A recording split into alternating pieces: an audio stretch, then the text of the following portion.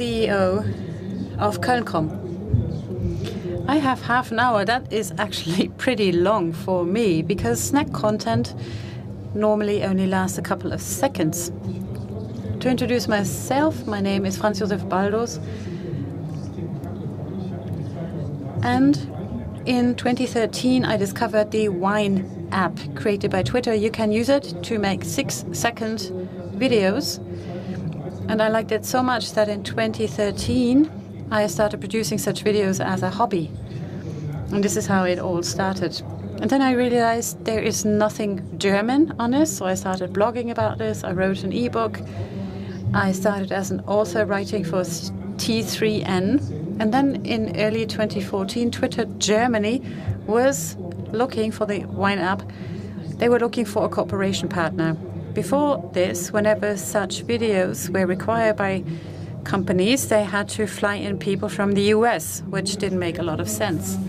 A month later, I got a call by Jung von Matt, a big agency in Hamburg, and they were looking for a lecturer.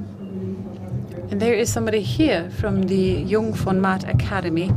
And then, step by step, this became more relevant for my job. Today, I call myself a video creator, which means I create these videos, I also produce them, and I mainly use my smartphone to do that. And now, hopefully, I can pass my enthusiasm on to you. There is a snack content group on Facebook, and you're most warmly invited to join it. And by the way, all of you use social media and platforms, and you don't just do it for fun. Normally, you have some goal in mind, and the goal is to develop attraction for a certain topic, for a destination, or for whatever you do.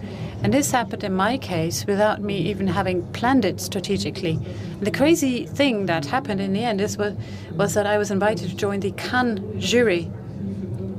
And I never applied for it or anything. They just found me. I also offer workshops, including for the tourism industry. But why are we talking about this topic at all? The reason is that classical advertising is losing its influence. And at the same time, content is becoming ever more important on the internet. That's not breaking news. And it's not breaking news either that the flood of information on the net is increasing. And if the amount of information increases so much, the concentration span that people have declines. Studies say that the concentration span is 8 seconds. If I look at myself, I think my concentration span is 2 seconds. And in these 2 seconds, I decide whether I look at a piece of information or not. And this is really the amount of time that you have to attract attention to your postings. And either you already communicate a message in that time, or at least you are able to attract people's attention to a longer piece of content, a blog or whatever. So in that spirit, snack content is not a trend, but it's a consequence, a logical consequence of what happens on the internet, and I believe it is here to stay. What types of snack content do we know? There are video snacks. And here is a list of things that I will show to you later. Then there are photo snacks. These are the memes, animated photos. Then we have info snacks. They could be explanatory videos, infographics, animated infographics. And we have live snacks that I will only very briefly touch on. Things like Facebook Live, Instagram Live, and so on. And perhaps some of you are already live as we speak. On that first category, I call them campaign short videos. This is the category in which a company has an underlying strategic goal, and something is to be created which serves that goal or objective. And I think I will give you some case studies on this. And even if there are companies from a different industry, I think the concept can be transferred to tourism. First example is from Porsche. On the internet, Porsche has a website. It's called Porsche Newsroom. And there are 2 accounts, one on Twitter and one on Instagram. They are also called Porsche Newsroom. And logically, if you have a website and 2 accounts, then you want there to be a lot of changes on the website. And that was the aim of the campaign. I produced 10 what I call content pieces. They are short videos, GIFs, cinemagraphs, and I explain them later. And they were successful. Within the period of the campaign, which was from January to May 2016, the page views doubled. And the number of followers increased by 20%. And here are some examples in case you have never known such a thing. In this case, the creative concept was that we create a bridge between the digital world of Porsche and the real Porsche world, for example, like this.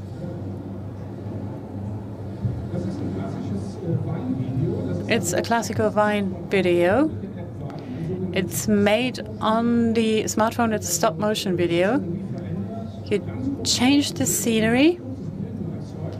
You produce these very short animated images, and it's like the old thumb cinema, or the flip book, as you used to call it. And here's another stop-motion video. And there is no post-production with After Effects, but it was produced like this directly, which means for your 5-second video, you need 4 to 5 hours to produce it, because the cars have to be repacked. Pretty complicated. And here's a different example. It's taken from the broadcaster Deutsche Welle.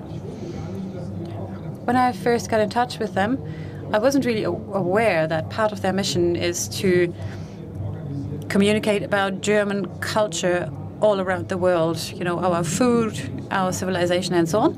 They had produced YouTube videos, and we had nothing to do with it.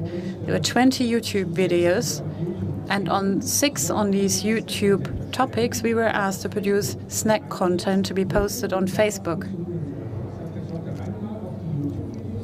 So first, it was to bring attention to the long videos, but the performance was also to be excellent on Facebook. And then I picked out several topics. One was enthusiasm for football. And then we posted that content on Facebook at a very convenient time, and that was the European Championship.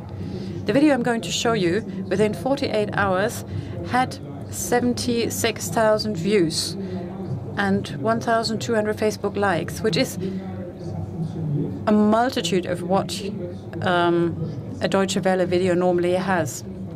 In that video, you basically see that all Germans, wherever they are and whatever they do, are only interested in football and nothing else.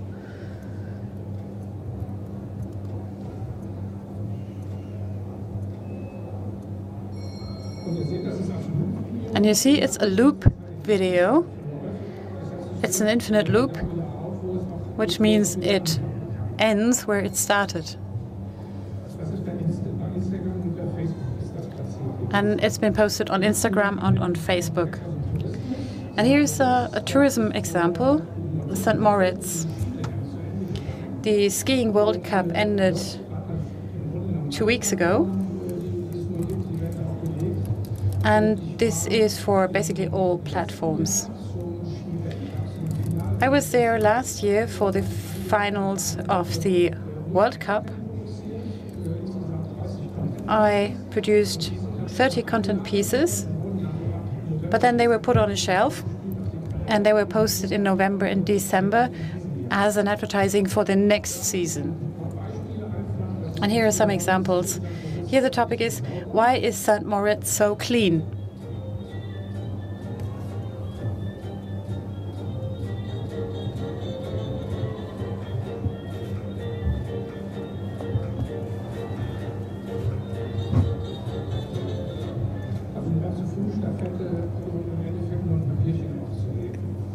So you see a lot of effort just to keep the place clean. And here's another very simple story. There were some jet fighter planes, and I just filmed them and added some music on top.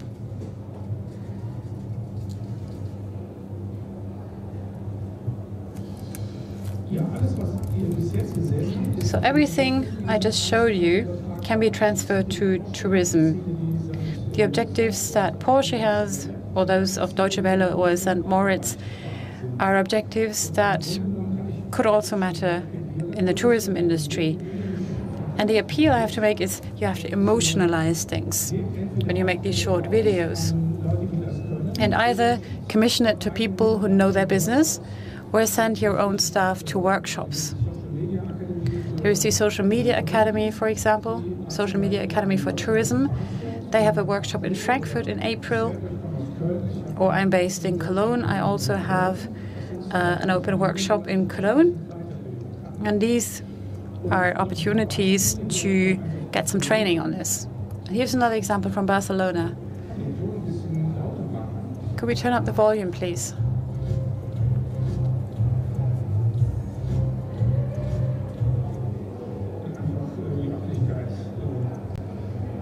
It's very simple. You just see a place, and this is an example from Cologne.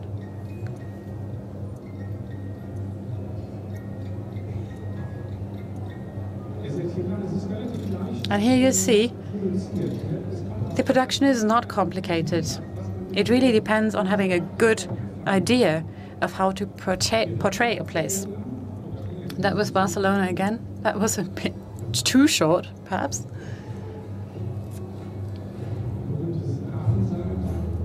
Very famous place near the port.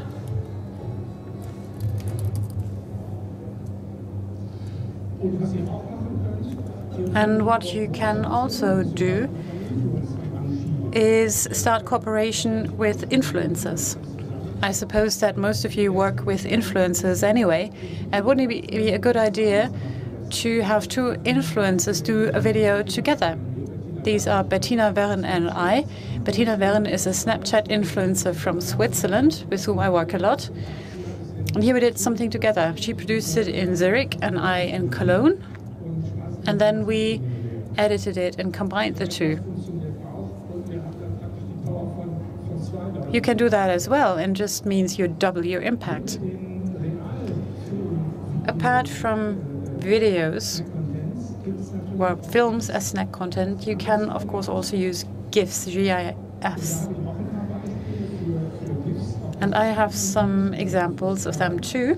You can use it for Sky, for example. There are various series on Sky, James Bond, Game of Thrones, so many other things. And Sky, therefore, has a blog. It works on Tumblr together with Yahoo. And they add new content every couple of hours. And it's a kind of mecca for everyone who's interested.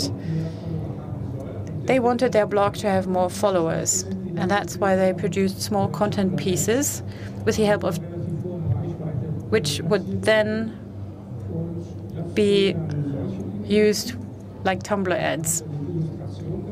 Something like this. We're using illustration here,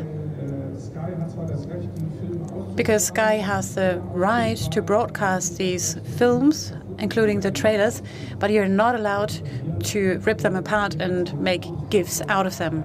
This is why we used illustrations. And here's one for House of Cards. Very famous series. And series don't have GIFs don't have sound. This is why you're not hearing anything. And then there is a special case. There's a company called Semmel-Concerts. You might know them or not. They're a big organizer of concerts. And sometimes they have these Hollywood composers, John Williams, Hans Zimmer, and others. And for the second time, in the time before Christmas, they sold a concert tour. And the obvious idea was to organize it like an advent calendar, where you have 24 doors that you can open, 24 GIFs that stand for a film, a movie. And then that was to be posted on Facebook, and then you could guess what film this was about, and if you make the right guess, you could win tickets to these concerts. This generated quite a lot of range and reached very many people, and it also increased the number of Facebook comments. This has been run 2 times, and both times were really successful. Here's one example. I think the guess is not too difficult. This is sharks, of course. And if you'd entered the solution on Facebook, you would have participated in a draw to win tickets. And there is something similar for the Raiffeisen banks, cooperative banks. They use these GIFs on special days. For example, Mother's Day. Here is the example. It's not been posted yet because Mother's Day is in May, so that is a premiere.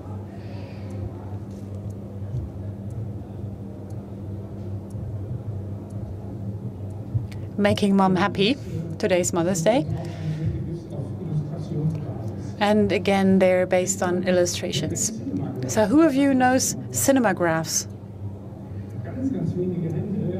Very few people. That's pretty representative because that is a rather new format. Cinemagraphs are a mix of an image and a moving image.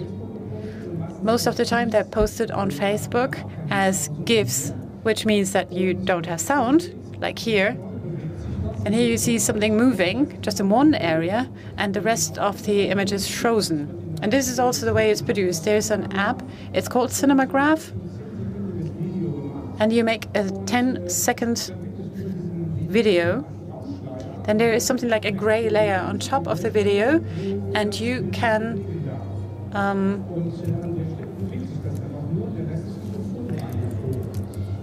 then kind of rub it off, and then you see the real image. One image will be a still, and in this case it's the one of the biker right underneath the flag. That's the Cinemagraph. And there's something else, another example. I didn't produce it.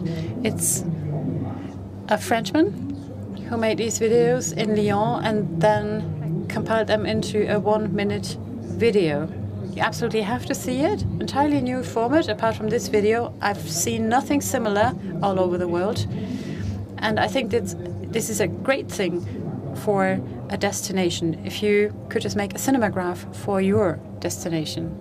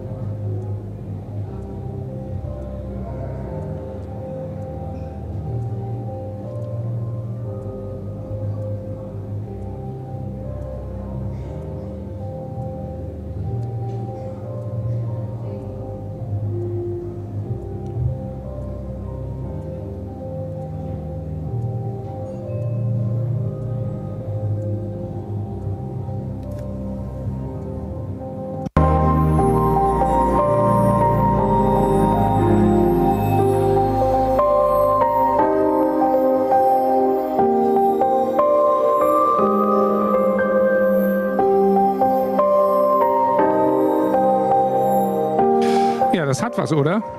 Very special, isn't it? And the crazy thing about this is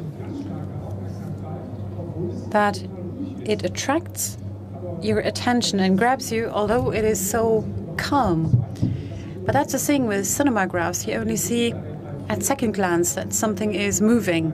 So let's say you're on Facebook or Instagram or wherever you post it, you see that normally you see when there's a video, because you see the clock ticking, or there's a symbol counting down the time. So somehow you see it is a video, but nothing is moving. And this is why you pay extra attention. And that means you've already spent 2 or 3 seconds on the video, and then you spend another 2 or 3 seconds, which is already more than what you spend when you just look at a photograph. Sometimes people are afraid because they think, now we've had this snack content, we've posted it, and then it's over. You've had your campaign, and that's it. No, if you have snack content, you can reuse it. For example, as a compilation. And in that compilation, you compile several pieces of snack content, and it might then be shown not necessarily in a loop, but they can be combined. And I give you and show you an example from my Vine videos. I use that for Easter, and here it is.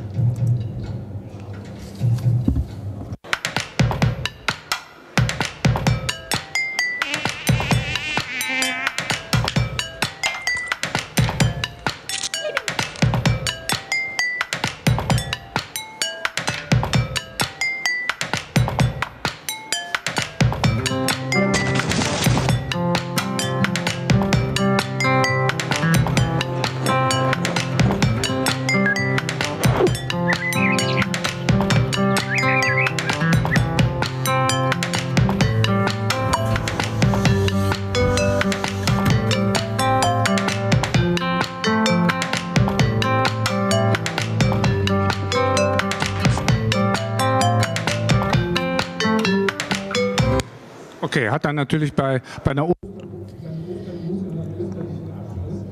Well, of course, I had to end on an Easterly note.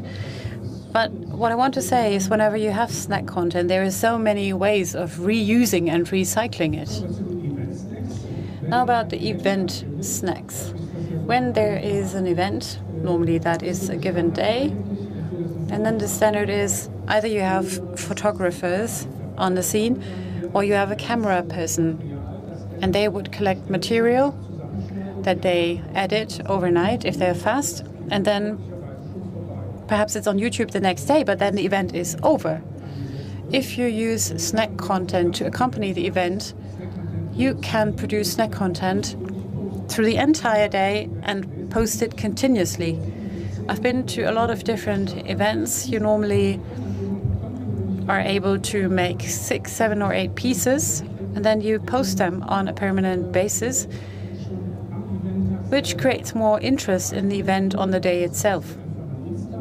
This is an example of an Insta meet, which once took place in Koblenz. Nice idea, very easily produced, and you can have it online 5 minutes later. Oh, here's a classical situation at a trade fair. And of course, a trade fair is an event as well.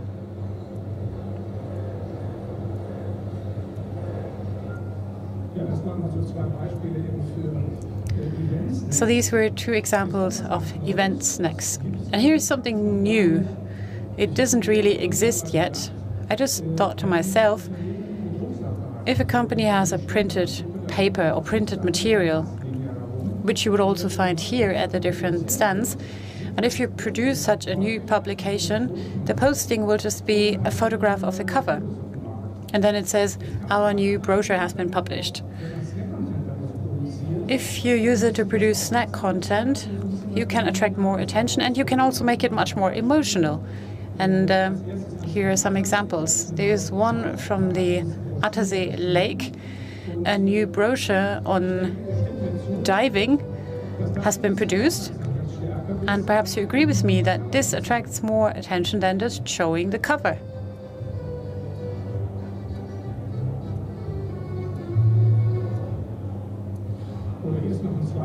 And here's another one. I think it went online yesterday. And this is about the catalog of hotels. And I thought it would be nice to see that balloon flying.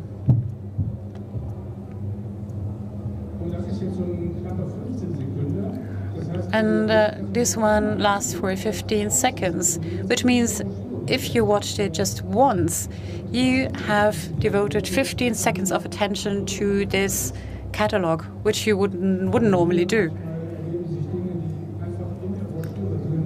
Or sometimes there might be interesting materials in a brochure, like here, for example.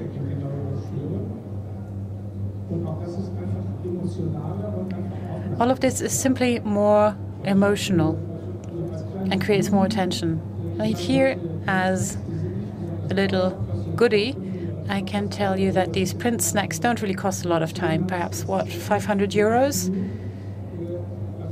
which is not a very large amount. And I can give you some vouchers later.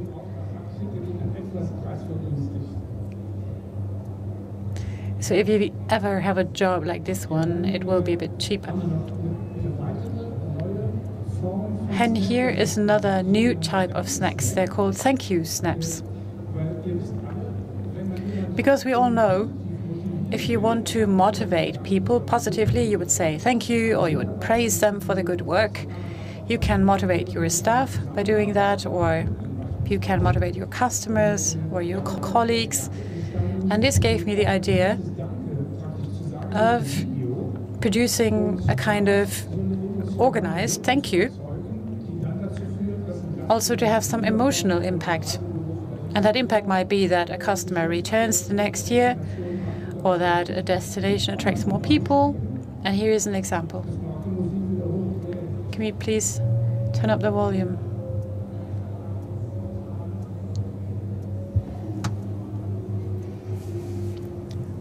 It says, "We hope you liked it at the Attersee, and we thank you most warmly for your stay."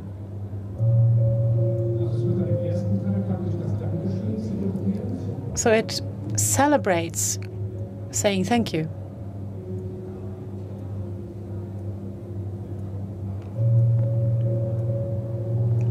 And then it says, "Now we're looking forward to seeing you again." Now, and this is a little impetus to make people come back. And here it says, "The mountains are looking forward too." And our local people are looking forward as well.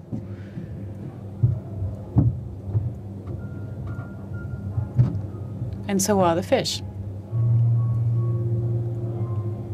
And the lake is looking forward too to your return. And then it says, of course, we will be particularly happy.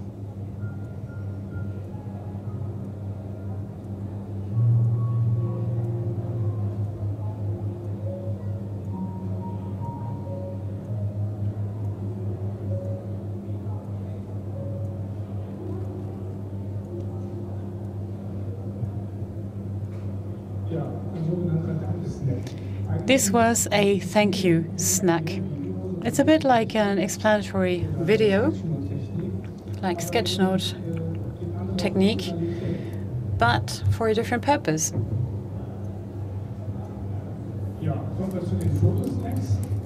And this takes me to the photo snacks. For a long time we've had the memes. These are photos combined with funny text.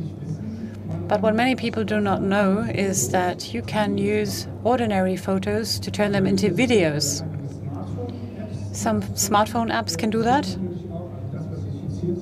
And what I am showing you has been done with After Effects. But of course you can also use a desktop computer. This is a photo, beautiful as such. But if you look at it as a video, and if you have sound on top, different effect.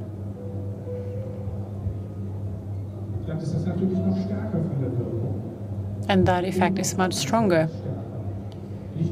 and increases people's attention.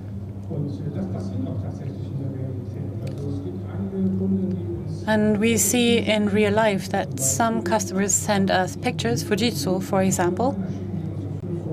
They would send us 5 pictures, photographs, and then they say, please turn them into videos, Cinemagraphs style. So I'm not just dreaming this up, it is happening. And then we also have the infographics. This is certainly a format that you've been knowing for a long time. But what is not so well known is that this format can also be combined with moving images. Sky, for example, has asked us to compile statistics for them on the different ways of dying in Game of Thrones. And we thought, okay, we're not just going to list figures, but there should be a little animation of how people die. So it makes people perhaps laugh, perhaps cry, but in any case, it's more emotional. And the last thing was live snacks. And I keep this. No, I'm not going to speak about it at all. The question is, what would be the next steps to take for a tourism destination? My piece of advice would be, sit down and figure out what your strategy is. What are the channels you want to use? What are you already doing online and in terms of digital marketing? And then try to develop a strategy for how you can use moving images in the shape of snack content. Of course, you can also use external consulting to develop that. You can attend workshops, which would enable you to do it yourself.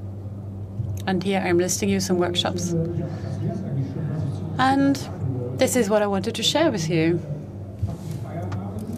So it's the end of work, I would say. This is what it looks like at my agency.